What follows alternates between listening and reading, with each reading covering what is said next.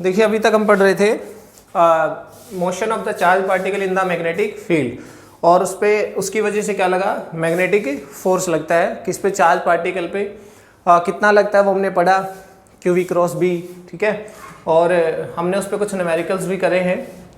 आज हम अभी कुछ न्यूमेरिकल्स और भी करने बाकी हैं उस पर, लेकिन बीच में एक छोटा सा कंसेप्ट है, क्योंकि ये भी उन क्वेश्चंस को जब हम सॉल्व करेंगे तो ये भी उन्हीं के बीच में आ जाता है, ठीक है। क्या है लॉरेंज फोर्स? ये लॉरेंज फोर्स क्या है? अगर मान लो कोई ऐसी जगह हो, ऐसा रीजन हो जहाँ पे मैग्नेटिक फील्ड भी है और इलेक्ट्रिक फील्ड भी है, तो चार्ज पार्टिकल पे इलेक्ट्रिक फील्ड में भी फोर्स लगता है, चाहे वो रेस्ट में हो या मोशन में, या फिर मैग्नेटिक फील्ड भी अगर है और उसमें चार्ज मोशन में है तो उस पर क्या लगेगा, मैग्नेटिक फोर्स लगेगा। तो एक ऐसा फोर्स जो इलेक्ट्रिक फील्ड की वजह से भी लग रहा है और मैग्नेटिक फील्ड की वजह से भी लग रहा है, उसको हम क्या बोलते हैं, लॉरेंज फोर्स बोलते हैं, राइट। तो it is the sum of electric force and magnetic force, right. It is the sum of electric force and magnetic force. दोनों फोर्सेस, दोनों की वजह से अगर जो चार्ज पे जो फोर्स लगता है उसको हम क्या बोलते हैं, उसके सम को लॉरेंज फोर्स बोलते हैं, ठीक है। और ये जो दोनों की वजह से फील्ड होगा ना, उसको हम क्या बोलते हैं, इलेक्ट्रोमैग्नेटिक फील्ड। जहां पे इलेक्ट्रिक फील्ड भी हो और मैग्नेटिक फील्ड भी हो, उसको क्या बोलते हैं, इलेक्ट्रोमैग्नेटिक फील्ड। कहने का मतलब ये है कि जो फोर्स इलेक्ट्रोमैग्नेटिक फील्ड में लगेगा उसको बोलते हैं लॉरेंज फोर्स, राइट। वो क्या होगा हमारे पास, electric field plus magnetic field, ठीक है। दोनों का सम का मतलब दोनों की प्रेजेंस हो, इलेक्ट्रिक फील्ड भी और मैग्नेटिक फील्ड भी हो, तो हमें उस फील्ड को क्या कहेंगे, हम उसको इलेक्ट्रोमैग्नेटिक फील्ड कहेंगे, राइट। अच्छा, अगर हम देखें कि वो फोर्स कितना होगा, देखिए अगर मान लो हमारे पास इलेक्ट्रिक फील्ड है, force on charge Q due to electric field E, electric field E तो क्या होगा, Fe होगा QE।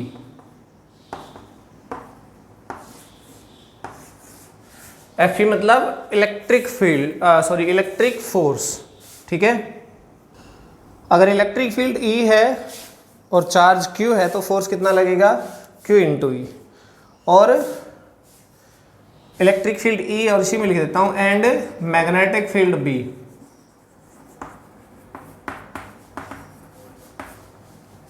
ठीक है। तो if charge is moving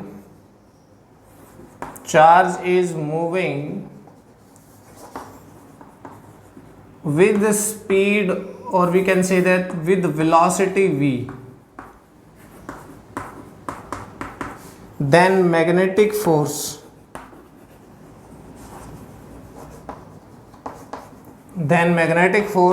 Fb is equal to Q into V cross B।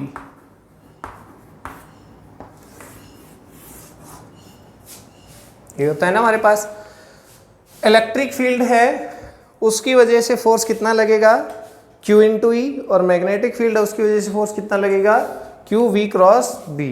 Clear? इन दोनों को क्या कर दीजिए, ऐड कर दीजिए भाई, ठीक है। यही तो बताया ना हमने कि जो इलेक्ट्रिक फील्ड की वजह से जो फोर्स लगता है वो, और प्लस मैग्नेटिक फील्ड की वजह से जो फोर्स लगता है, दोनों का सम कर दीजिए। हम क्या करेंगे, उसको कहेंगे लॉरेंज फोर्स, ठीक है। तो Lorentz force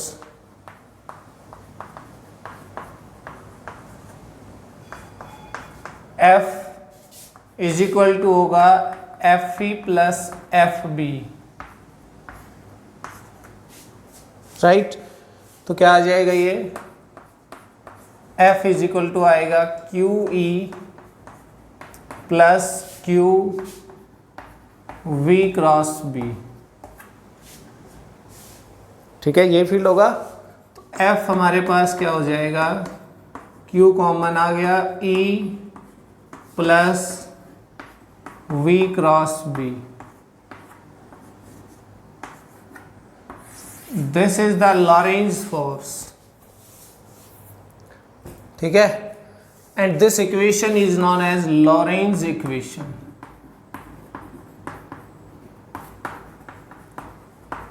this equation is known as Lorentz equation, ठीक है। जो इक्वेशन हमने दोनों के एडिशन से जो बनी है उस इक्वेशन को क्या बोलते हैं, लॉरेंज इक्वेशन बोलते हैं। क्लियर बात। तो इतना सा ही कंसेप्ट है हमारे पास लॉरेंज फोर्स का। देखिए ये वाला जो पोर्शन होगा ना, ये वाला, इसको क्या बोलेंगे, ये इलेक्ट्रिक फोर्स है, और हमें पता है ये वाला, ये मैग्नेटिक फोर्स है। सिंपल, दोनों को ऐड कर दीजिए, क्या बनेगा, लॉरेंज फोर्स बनेगा। अगर कहीं इलेक्ट्रिक फील्ड प्रेजेंट नहीं है तो ये जीरो हो जाएगा, तो फिर क्या बचेगा, Q into V cross B. और एक चीज और, ये देखिए ये भी एक वेक्टर है और ये भी एक वेक्टर है। इलेक्ट्रिक फील्ड क्या है कि vector quantity, V cross B भी क्या होता है, वेक्टर। और वेक्टर में जो वेक्टर ऐड करेंगे तो ये सिंपल एडिशन नहीं होगा, क्या होगा, ये वेक्टर एडिशन हमारे पास होगा, ठीक है। नेक्स्ट कंसेप्ट एक और है हमारे पास, देखिए छोटे छोटे कुछ एक दो कंसेप्ट और है। एक होता है magnetic field due to a moving charge, ठीक है। कंपटीशन के क्वेश्चंस के लिए इंपॉर्टेंट है। देखिए हमने कहा कि जो चार्ज होता है अगर वो मोशन में हो तो उसकी वजह से करंट होता है। सबसे पहले हम सेकेंड यूनिट करंट इलेक्ट्रिसिटी में पढ़ के आ चुके हैं। चार्ज अगर मोशन में है तो उसकी वजह से करंट होगा। उससे नेक्स्ट कंसेप्ट में हमने पढ़ा कि अगर करंट है तो उसकी वजह से क्या होगा, मैग्नेटिक फील्ड होगा। किसी कंडक्टर में जब करंट फ्लो करता है तो उसके सराउंड में मैग्नेटिक फील्ड आ जाता है ना।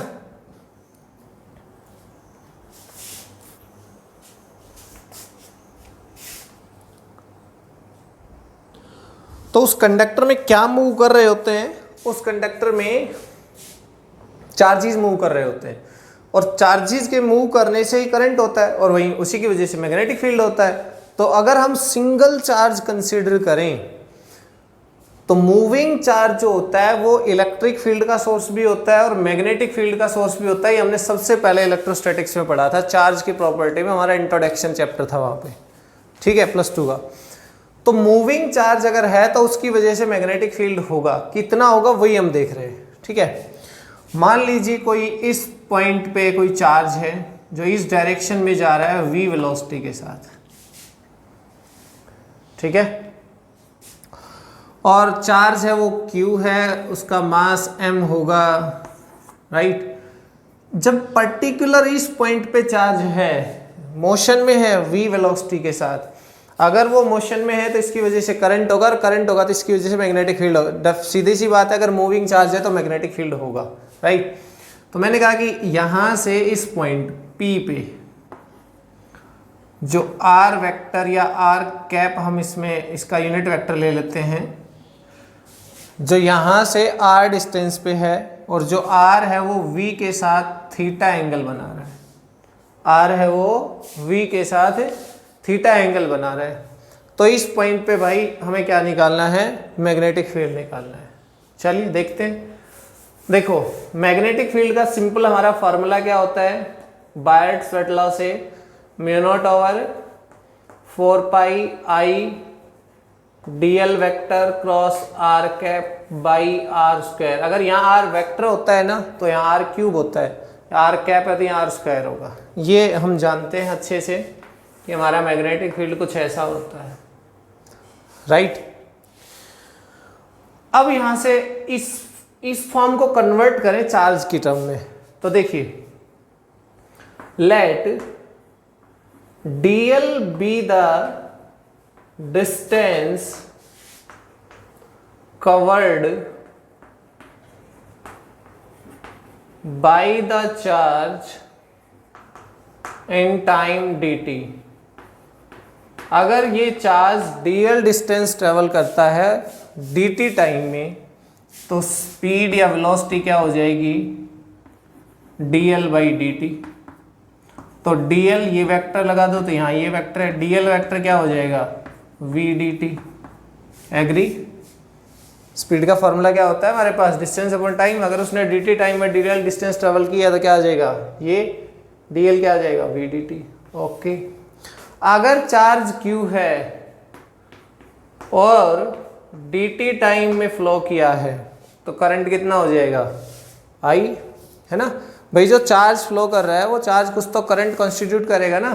तो फॉर्मूला क्या होता है चार्ज का, करंट का, कि कितना चार्ज फ्लो किया और कितने टाइम में फ्लो किया। तो वो Q चार्ज फ्लो किया और dt टाइम में फ्लो किया, right.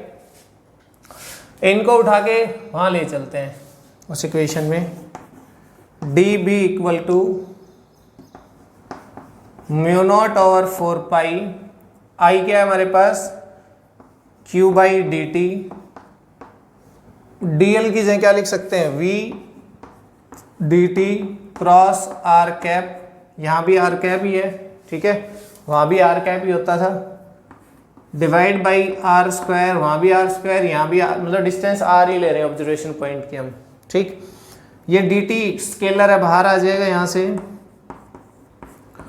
Mu naught over 4 pi Q D T by D T V cross R cap by R square. D T से डी टी क्या हो गया, कैंसिल आउट। तो मूविंग चार्ज की वजह से जो मैग्नेटिक फील्ड आया वो आया mu naught over 4 by Q V cross R cap by R square. अच्छा रिजल्ट है, ध्यान से समझिए इसको। और इसमें ध्यान से टर्म्स को देखिए। आई की जगह किसने ले ली है, चार्ज ने। तो करंट की जो कॉज होता है चार्ज ही तो होता है। डीएल की जगह किसने ले ली है, वी ने। एक ही बात है, डीएल बाई डी टी, है ना। तो डिस्टेंस कैसे होगी, तभी तो स्पीड वगैरह होगी कुछ। और आर कैप अपनी जगह है ही, क्लियर। मीन्स क्यू जो है आई को किससे रिप्लेस हो गया, क्यू से। और जो डीएल था वो किससे रिप्लेस हो गया है, वी से। This is the magnetic field due to a moving charge. अगर हमने कोई चार्ज इस लाइन पे मूव कर रहा है, किसी पर्टिकुलर इंस्टेंट पे हमने फील्ड देखना चाहें, तो फिर हमारे पास स्पीड। और ये जो डी बी है ये वेक्टर है, ओके मैं यहाँ भूल गया, वेक्टर है। इसकी डायरेक्शन कहाँ होगी, वी क्रॉस आर के परपेंडिकुलर। मतलब वी क्रॉस आर के परपेंडिकुलर नहीं, वी क्रॉस आर कैप की जो डायरेक्शन है वही किसकी होगी, वी की। अब हमें पता है वी क्रॉस आर की डायरेक्शन कैसे निकलती है। वी क्रॉस आर की डायरेक्शन होती है perpendicular to the plane containing V and R. Perpendicular inward outward is given by the right hand rule. V cross, देखिए यहाँ पे मैग्नेटिक फील्ड वी किधर है हमारा, इधर है। आर किधर है, इधर है। तो वी क्रॉस आर, देखिए वी के अलोंग हमारी फिंगर्स गई, आर की तरफ बैंड हुई तो फील्ड अंदर आया। आप खुद भी सोचिए, अगर ये पॉजिटिव चार्ज है, ठीक है, ऊपर की तरफ जा रहा है, तो करंट भी किधर होगा, पॉजिटिव के अलोंग ही होगा। करंट ऊपर की तरफ होता है तो मैग्नेटिक फील्ड इनवर्ड ही होता है ना, ठीक। तो ऐसे हमारे पास क्या है, ये magnetic field due to the moving charge. Concept छोटा है बट अच्छा कंसेप्ट है, क्वेश्चंस में यूज होगा, ओके। चलिए नेक्स्ट कंसेप्ट है, देखिए अगर कोई चार्ज मूव कर रहा है और उसकी वजह से मैग्नेटिक फील्ड है, तो उसकी वजह से किसी दूसरे मूविंग चार्ज पे फोर्स लगेगा ना, क्योंकि एक मूविंग चार्ज है, उस मूविंग चार्ज का अपना मैग्नेटिक फील्ड है, और उस मैग्नेटिक फील्ड में कोई और चार्ज मूव कर रहा है तो उस पर क्या लगेगा, फोर्स। वही हम निकालेंगे, देखिए force acting on a moving charge due to another moving charge.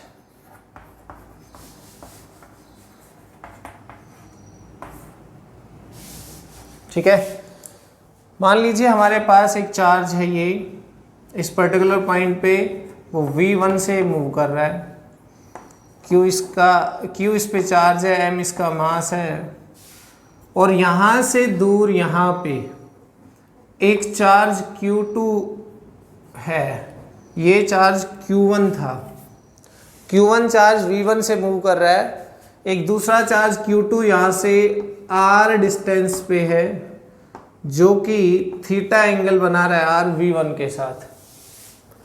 V1 के साथ एंगल कितना बना रहा है? थीटा। और यहाँ पे कोई चार्ज पार्टिकल है हमारा, जो यहाँ से किसी पर्टिकुलर डायरेक्शन में यहाँ मूव कर रहा है। ठीक है, यहाँ इसकी तो ओके, ये देखिए ये कोई चार्ज है दूसरा P पॉइंट पे, ये P पॉइंट हम यहाँ ले लेते हैं। देखिए ये हमारा P पॉइंट है, ठीक है। यहाँ कोई एक और चार्ज है जो इधर मूव कर रहा है Q2, जिसकी वेलोसिटी है V2। समझ में आई बात? सिचुएशन को देखिए क्या है आपके सामने।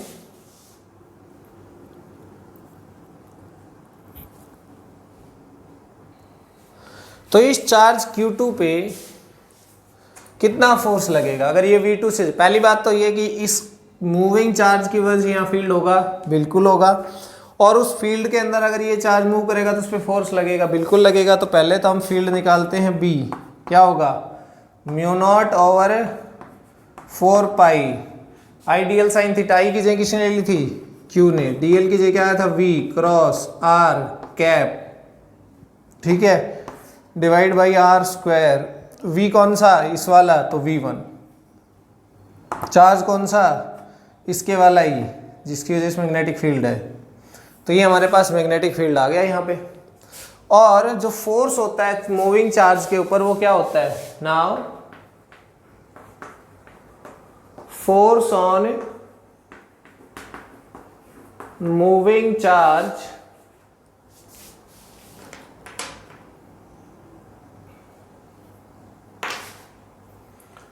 इन ए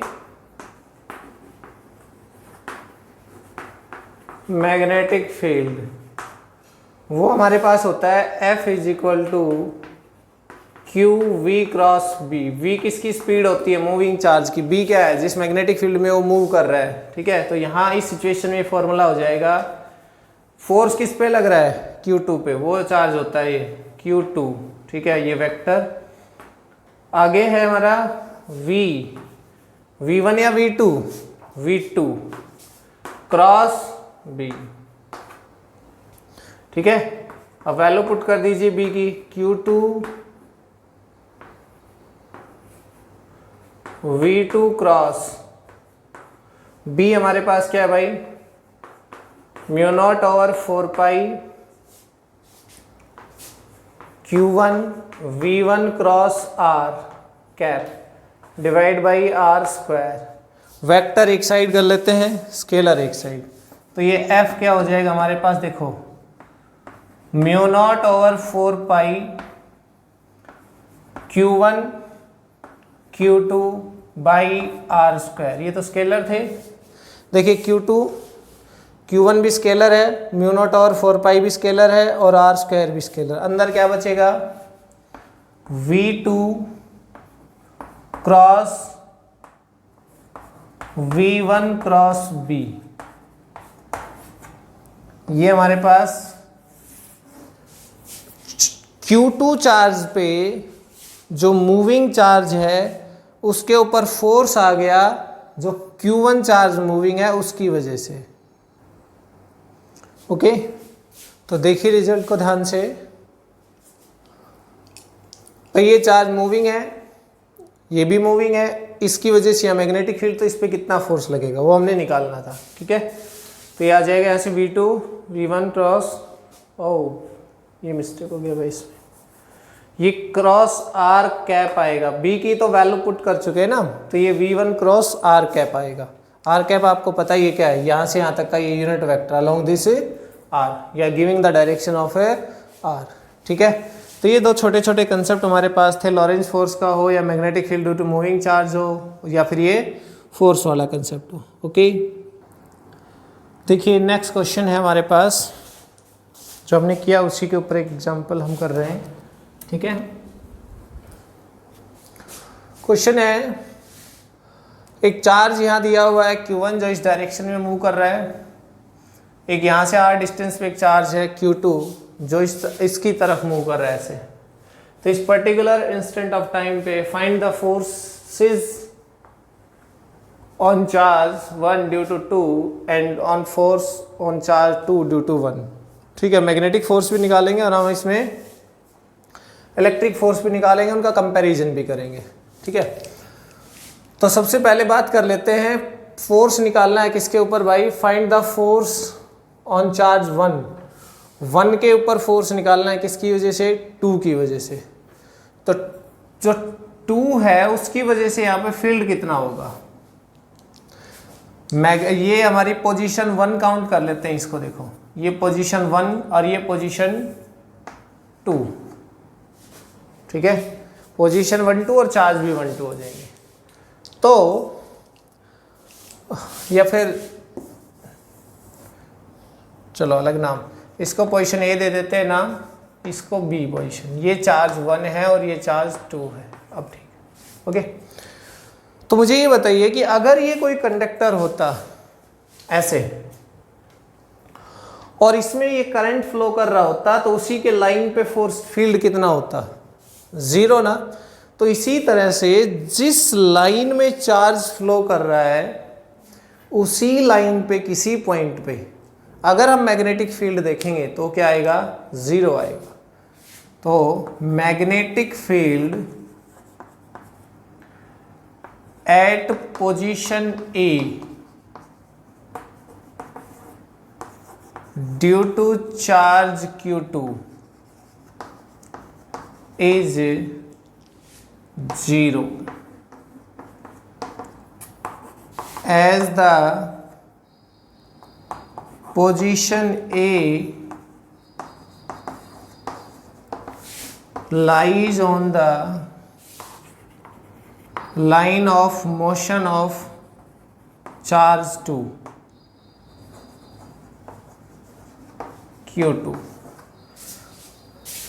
आप थोड़ी देर के लिए अज्यूम कर लीजिए, इससे समझ में नहीं आए तो कि ये कंडक्टर ही है और ये कंडक्टर यहाँ तक है, मान लो इसमें करंट फ्लो कर रहा है और इसकी वजह से यहाँ फील्ड कितना होगा, उसी के लाइन पे, स्ट्रेट कंडक्टर में उसी के लाइन पे फील्ड क्या होता है, 0। तो ऐसे ही जो चार्ज जिस लाइन पे मूव कर रहा है उस लाइन के ऊपर क्या होगा, हमारे पास फील्ड 0 होगा। तो अगर यहाँ इसकी वजह से फील्ड ही नहीं है मैग्नेटिक, तो यहाँ पे मैग्नेटिक फोर्स भी जो 1 पे है वो क्या हो जाएगा, 0। Hence force on charge 1 charge Q1 लिख लो, ड्यू टू Q2 इज 0। ठीक है, means F12 force on 1 due to 2 is equal to 0। ज़्यादा सोचना ही नहीं है, जब फील्ड ही नहीं है वहाँ पे, मैग्नेटिक फील्ड ही नहीं है तो फोर्स भी नहीं लगेगा, मैग्नेटिक फोर्स, राइट। दूसरी सिचुएशन में चलिए, इसकी वजह से इसके ऊपर फोर्स, तो भाई इसकी वजह से यहाँ फील्ड होगा क्या, कौन सा, V क्रॉस R। R हमारा इधर है ना, तो देखो V क्रॉस R अंदर की तरफ, V क्रॉस R ही तो बताता था ना फील्ड की डायरेक्शन। तो इस पॉइंट पे फील्ड क्या होगा, V क्रॉस R अंदर। तो यहाँ जो मैग्नेटिक फील्ड होगा वो अंदर होगा B1। B1 मतलब चार्ज Q1 की वजह से मैग्नेटिक फील्ड, राइट। तो magnetic field at position B due to charge Q1, तो वो मैग्नेटिक फील्ड B1 आएगा। फॉर्मूला याद है क्या था, μ0/4π Q, वो वेलोसिटी V1 है भाई, तो V1 cross R cap divide by R square, यही होता है ना मैग्नेटिक फील्ड हमारा। ठीक है, अब हमें यहाँ पे क्या करना है, मैग्नेटिक फील्ड तो आ गया, अब यहाँ पे मैग्नेटिक फोर्स निकालना है 2 के ऊपर 1 की वजह से। ठीक है, तो फोर्स निकालें, ठीक है। इसमें अगर एंगल देखें तो देखो B1 mu naught over 4 pi Q by R। V1 और R के बीच एंगल क्या है? V1 किधर है? इधर। R किधर? इधर। 90 डिग्री है ना, V1 क्रॉस R। तो V1 और R के बीच 90 डिग्री है, तो R कैप तो क्या आ जाता है? 1 आ जाएगा भाई। VR साइन थीटा, यही तो होगा ना, इसको ओपन करेंगे तो। लेकिन R कैप का मैग्नीट्यूड क्या होता है? 1 होता है। साइन थीटा साइन 90 है, तो एक्चुअली हमारे पास ओनली QV1 आ जाएगा, ठीक है। ये है मैग्नेटिक फील्ड। अगर इसके डायरेक्शन की बात करें तो ये किधर है? इनवर्ड है भाई ये मैग्नेटिक फील्ड, ठीक। चलिए अब अभी तो फील्ड निकाला। देखिए इसकी वजह से, ये जो पहला चार्ज है इसकी वजह से यहां मैग्नेटिक फील्ड निकाल पाए हम, ठीक है। इस तरफ मैग्नेटिक फील्ड इनवर्ड होता है, इस तरफ आउटवर्ड होगा इसमें। तो यहाँ पे मैग्नेटिक फील्ड इनवर्ड आया, कितना आया? उतना आया। अब इस मैग्नेटिक फील्ड में अगर ये Q2 चार्ज मूव करता है तो हमारे पास फोर्स कितना होगा? Force on Q2 in B1 magnetic field में। तो जो हमारे फोर्स का फॉर्मूला था क्या था? Force on 2 due to 1। Force का फॉर्मूला क्या होता है? फोर्स का फॉर्मूला होता है Q V क्रॉस B। तो फोर्स किस पे लग रहा है? 2 पे, Q2। अंदर आएगा V क्रॉस B। V किसका? इसी का, है ना। ये किसी वेलोसिटी से, ये V1 तो ये हमने लिखा नहीं क्या, ये V2 वेलोसिटी से मूव कर रहा है, ठीक है। तो ये V1 से गया तो ये V2 से इसकी तरफ आ रहा है। तो Q2 कौन सा होता है? जिसके ऊपर फोर्स लगना होता है। Q हमारा क्या होता है? जिस पे फोर्स लगना होता है। तो फोर्स किस पे निकाल रहे हैं हम? सेकंड पे, तो Q2। फिर आएगा V क्रॉस B। तो V किसका? इसी का ही, V2 क्रॉस B। B किसका? इसका। तो वो हो जाएगा हमारे पास B1, ठीक है। तो V2 हमारा इधर है और B हमारा अंदर की तरफ। एंगल दोनों में क्या है? 90 डिग्री ना भाई। हमारा जो V2 है ये इधर है और जो फील्ड है वो अंदर की तरफ है, तो दोनों में एंगल कितना हुआ? 90 डिग्री। तो यहाँ से V2 B1 सीधा आ जाएगा। तो Q2 V2 और B1 थीटा 90 डिग्री होगा।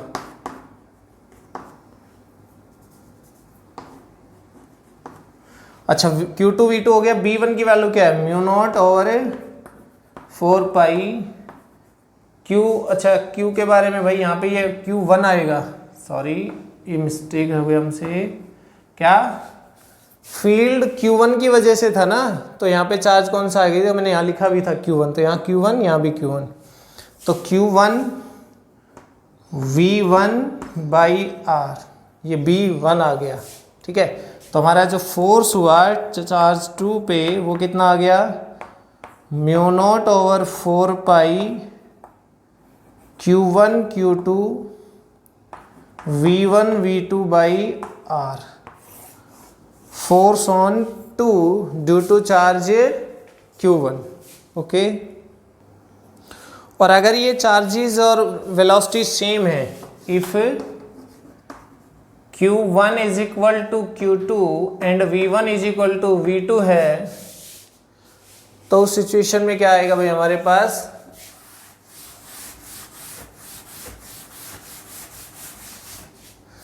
दोनों का मैग्नीट्यूड ये मान लीजिए Q के बराबर है और ये V के बराबर है, ठीक है। तो F21 आ जाएगा mu naught over 4 pi Q square V square by R या R स्क्वायर,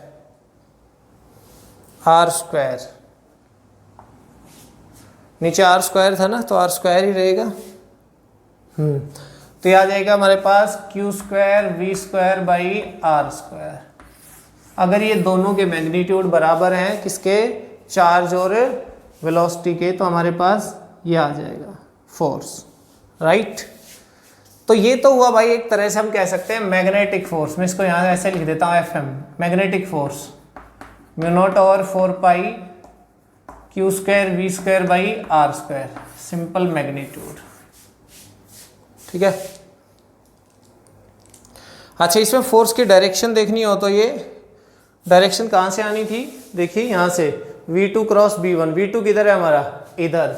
B1 किधर है हमारा, नीचे की तरफ, तो फोर्स नीचे है ना, तो हम इसमें ऐसे लिख देंगे डाउनवर्ड। ये जो फोर्स है ये क्या है, डाउनवर्ड है, ओनली मैग्नीट्यूड होगा। अब मैं देखना चाहता हूं इनके बीच इलेक्ट्रिक फोर्स कितना होगा। Electric force between charges. भाई इलेक्ट्रिक फील्ड तो होता ही है ना, मूविंग चार्ज के पास मैग्नेटिक फील्ड भी होता है और साथ साथ इलेक्ट्रिक फील्ड तो हमेशा होता ही है। ठीक है,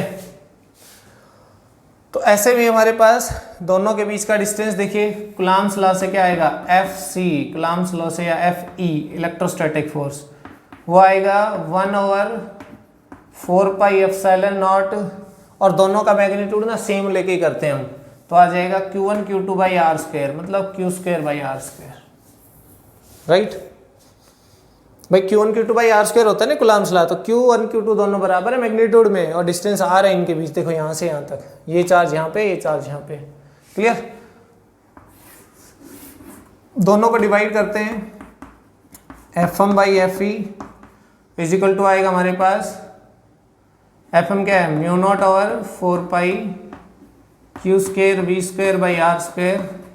Fe क्या है, नीचे से ऊपर चला जाएगा, 4πε0 R square by Q square. Q square से क्यू स्क्वायर कट गया, आर स्क्वायर से आर स्क्वायर कट गया, 4π से 4π कट गया, ये क्या आ गया हमारे पास, ये आया mu naught ε0 V square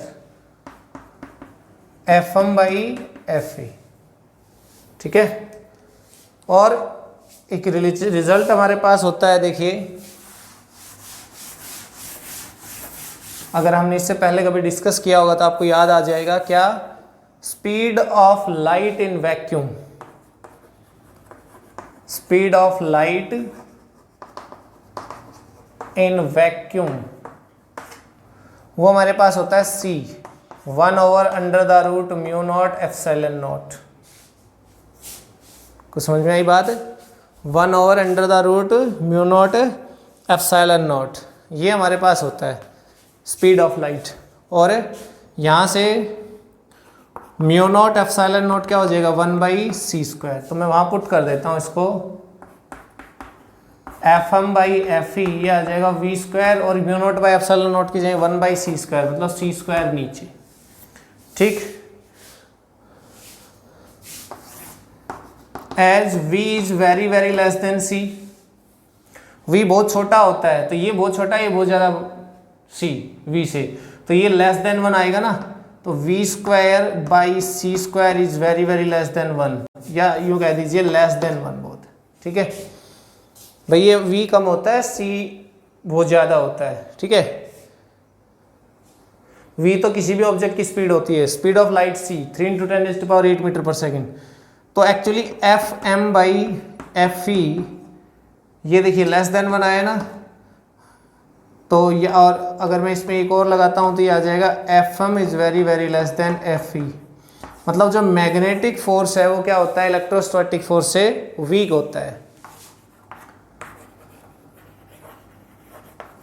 magnetic force is lesser than electrostatic force. Right, तो यहाँ से हमने कई चीज़ें निकाल ली। एक तो हमने दो मूविंग चार्जेस के बीच में फोर्स निकालना देख लिया, सीखा मैग्नेटिक फोर्स कैसे निकालते हैं, और दूसरा हमने यहाँ पे इनके बीच इलेक्ट्रोस्टैटिक फोर्स निकाल लिया, और फिर हमने उनका कंपैरिजन भी कर लिया। तो हमारा जो मैग्नेटिक फोर्स क्या है वो काफ़ी वीक फोर्स आया किसके बीच, चार्जेस के बीच, as compare to electrostatic force. Okay, चलिए एक और कंसेप्ट इसमें, वेलोसिटी फिल्टर।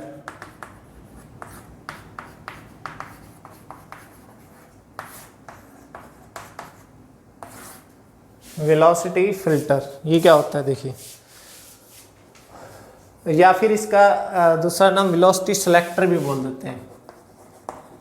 Velocity selector.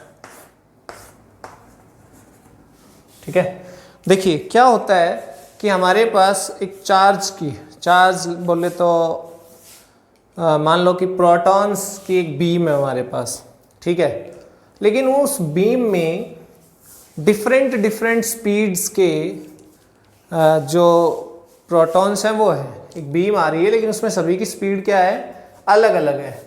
हम उसमें से एक पर्टिकुलर स्पीड के ही प्रोटॉन चाहते हैं हमें मिले, ठीक है।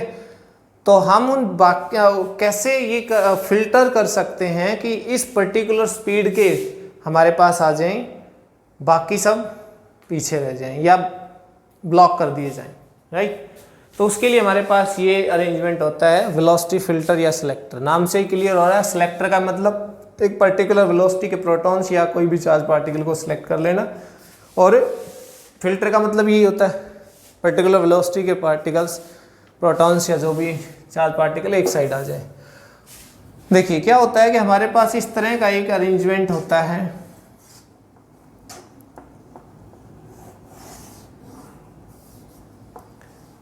ये एक चैम्बर होता है, ठीक है, जिसमें कि ये फाइन होल होता है, ये एक फाइन होल होता है, ठीक है। यहां से आगे हमारे पास ये बीम ऑफ प्रोटॉन्स ले लीजिए, बीम ऑफ प्रोटॉन्स, और we can say that charged particles. ठीक है, यहां पे मैग्नेटिक फील्ड है ऐसे, बी मैग्नेटिक फील्ड है भाई,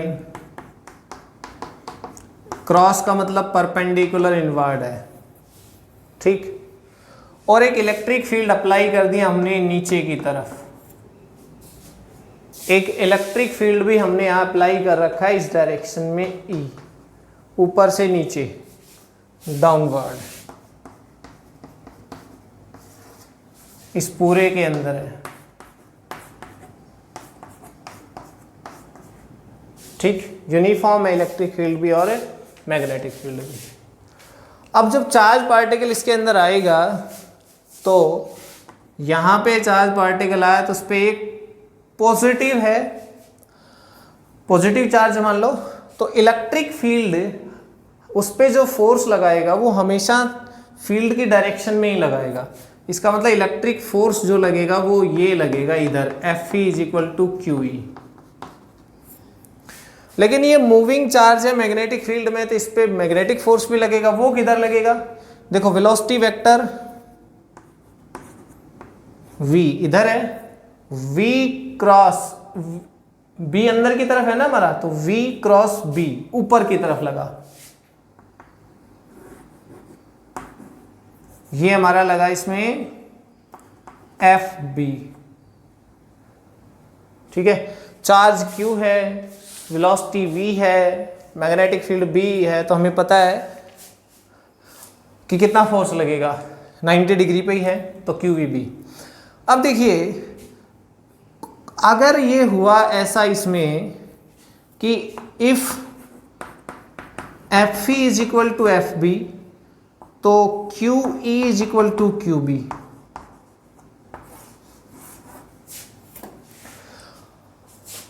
अगर इस पार्टिकल पे इतना ही फोर्स ऊपर की तरफ लगे और इतना ही नीचे की तरफ लगे, तो इस सिचुएशन में क्या होगा कि ये बिना डेविएट हुए सीधा जाएगा, क्योंकि नेट फोर्स तो क्या हो गया भैया, V से आया, यहाँ पे फोर्स तो लगा लेकिन जितना ऊपर लगा उतना नीचे लगा, इसका मतलब नेट फोर्स अभी भी क्या है, इस पे 0 ही है, तो ये बिल्कुल सीधा चलेगा और हमें यहाँ मिल जाएगा।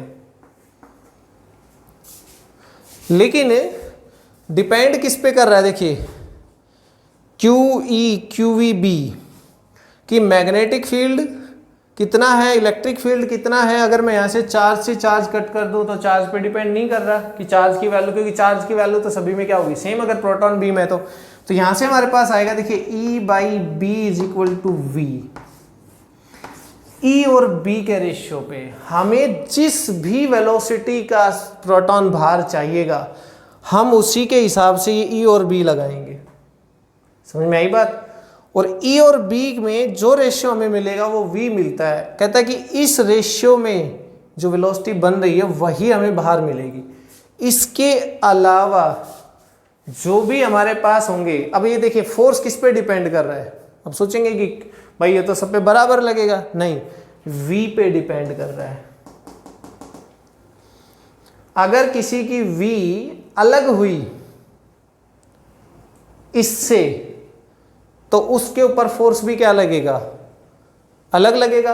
देखिए इलेक्ट्रिक फील्ड तो उतना ही लगेगा सभी पे, वो तो चेंज होगा नहीं क्योंकि सभी का चार्ज बराबर है, तो ई भी सबके लिए बराबर है। लेकिन ये वाला जो है ना ये कम ज़्यादा हो जाएगा। हो सकता हो कि जो v है वो किसी में कम हो तो ये इससे कम हो जाए क्यू ई से, हो सकता हो v ज़्यादा हो तो ये ज़्यादा हो जाए।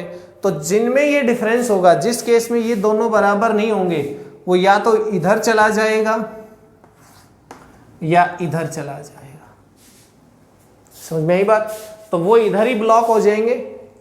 लेकिन जिनकी स्पीड v के अलावा हुई सिर्फ वही, जिनकी v हुई वो सीधे निकल के आ जाएंगे। v का मतलब ये नहीं आपको v तो सभी की हो सकती है, v किसको कह रहे हैं, v हम इसको कह रहे हैं। e बाई बी का रेशियो निकालेंगे, क्या हमने वहां पे e अप्लाई किया है, क्या हमने वहां पे b अप्लाई किया, उनका रेशियो हमें बताएगा कि किस वेलोसिटी का हमें यहाँ पे प्रोटॉन मिलने वाला है। या फिर हम जिस वेलोसिटी का प्रोटॉन यहाँ चाहते हैं उसी के हिसाब से e और b को क्या करेंगे, एडजस्ट करेंगे और हमें यहाँ पे मिल जाएगा जो वो प्रोटॉन उस वेलोसिटी के साथ जो हम चाहते हैं। ठीक है, this is known as velocity filter. इसमें क्या होता है कि मैग्नेटिक फील्ड और इलेक्ट्रिक फील्ड क्लोज्ड पोजीशन में लगाए जाते हैं। देखिए मैग्नेटिक फील्ड किधर था, अंदर की तरफ, इलेक्ट्रिक फील्ड किधर है, नीचे की तरफ, तो हो गया ना क्रॉस। मैग्नेटिक फील्ड इधर, इलेक्ट्रिक फील्ड नीचे की तरफ, तो क्रॉस्ड इलेक्ट्रिक और मैग्नेटिक फील्ड का ये अरेंजमेंट है जिसमें हमें एक डिजायर्ड और रिक्वायर्ड वेलोसिटी वाला चार्ज पार्टिकल चाहिए, तो हम यहाँ से उसको फिल्टर कर सकते हैं, यहाँ से उसकी वेलोसिटी सेलेक्ट कर सकते हैं कि इस वेलोसिटी वाला हमें यहाँ मिल जाए। तो ये जो कम ज़्यादा वेलोसिटी वाले होंगे इधर या इधर यहाँ पे ब्लॉक हो जाएंगे। ठीक है, तो ये हमारे पास क्या है, वेलोसिटी सिलेक्टर या वेलोसिटी फिल्टर। ओके।